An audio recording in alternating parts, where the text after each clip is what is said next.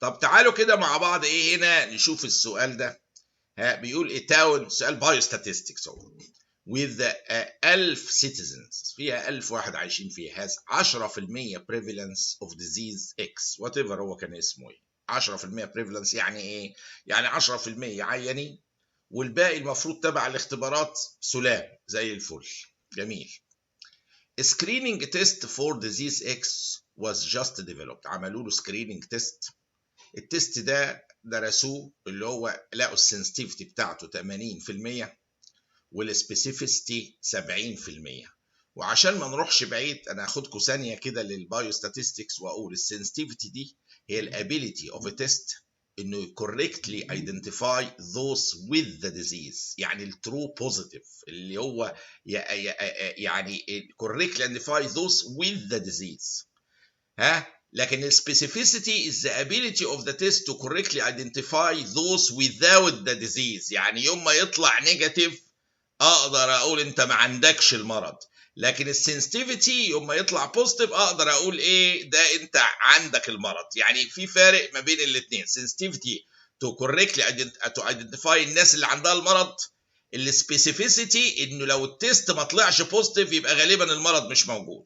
ماشي، اللي هو correctly identified without the disease نقدر ايه نجزم تبعا للسبيسيفيسيتي. طيب هنا لو هنيجي للكيس دي تاني بنقول هو في 1000 واحد و10% بريفالنس، يعني ايه في 900 المفروض سلام تبع الاختبار وعملوا سكريننج تيست وفي 100 بس اللي مصابين.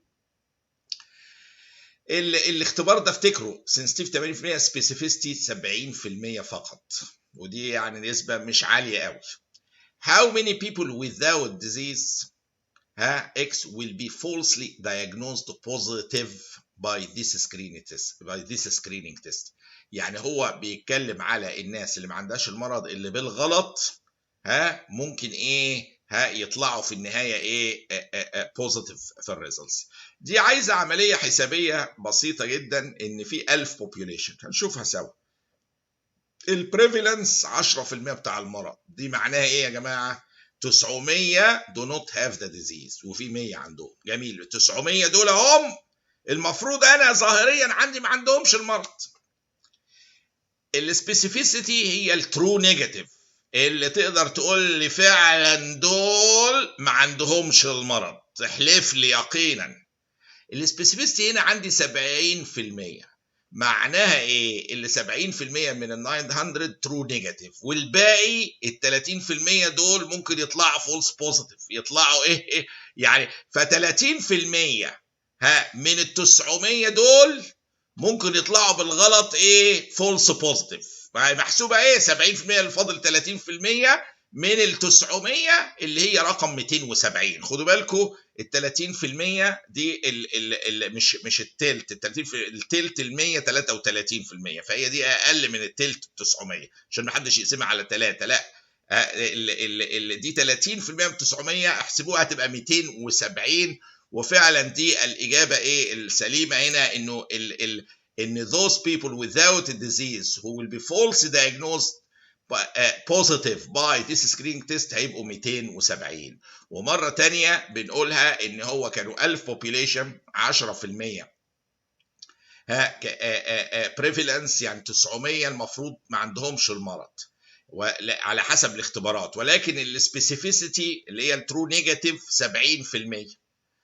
يعني 70% بس من دول اللي هو يقينا الترو نيجاتيف، والباقي احتمال يطلعوا ايه بوزيتيف بالخطا وبالظلم. الباقي اللي هو 30% من ال 900 دول اللي هم ما عندهمش المرض، ما انا مش بحسب في اللي عنده المرض، ما ده خلاص عنده ده دول 300 دول ممكن افتكرهم هم بوزيتيف في ال 900. يعني التست ده 270 واحد في الحاله دي ايه ممكن يتشخصوا غلط ان هم ايه بوزيتيف.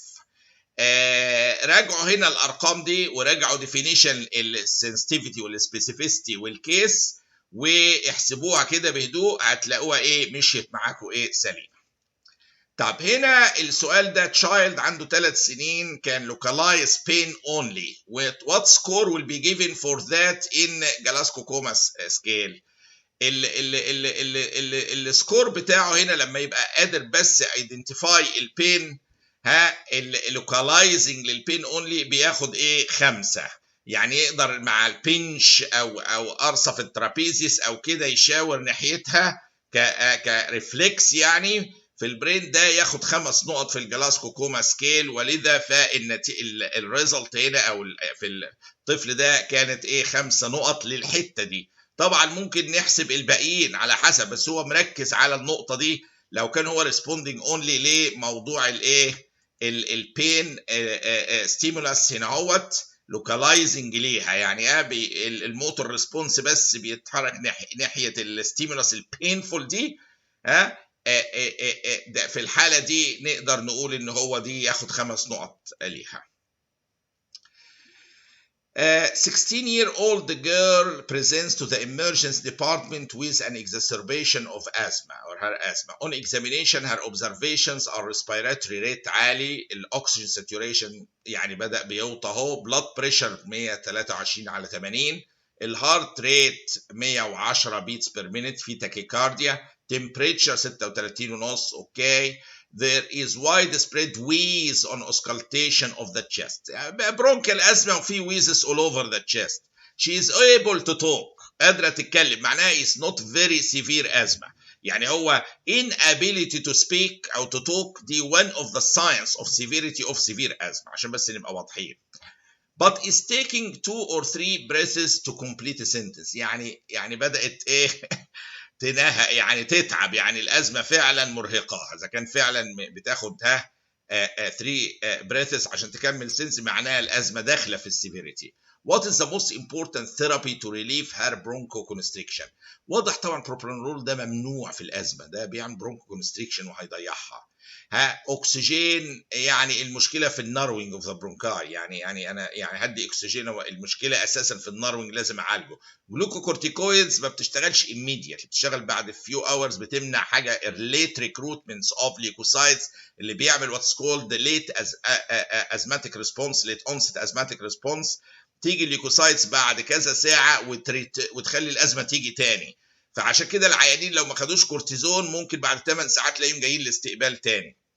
الكروموجلايكيت ده ماسل ممبرين ستابيلايزر، هيعمل ايه يعني الغلبان في حاله اكيوت اتاك اوف ازمه؟ واضح اللي هو ايه، عاوز بيزك انفورميشن. سالبيتامول اللي هو بيتا 2 ستيمولانت يشتغل على طول على البرونكاي ويقدر ايه يوقف الازماتيك اتاك. وهو حقيقه السالبيتامول ده يعتبر كويك ريليف ميديسن للازمه، تاخد باكتر من طريقه هنا، زي الانهيلر ده، الانهيلر شكله، او نوبيلايزر، وبيتاخد على طول. ده بيشتغل دايركتلي على البرونكاي وبيجيب نتائج ايه رائعه. ما يمنعش، قد نحتاج اكسجين، ما يمنعش كورتيزون، ولكن to relieve this asthma you need immediately العيانه دي تاخد inhaled salbutamol اللي هو selective beta 2 stimulant عشان يدايليت البرونكاي immediately.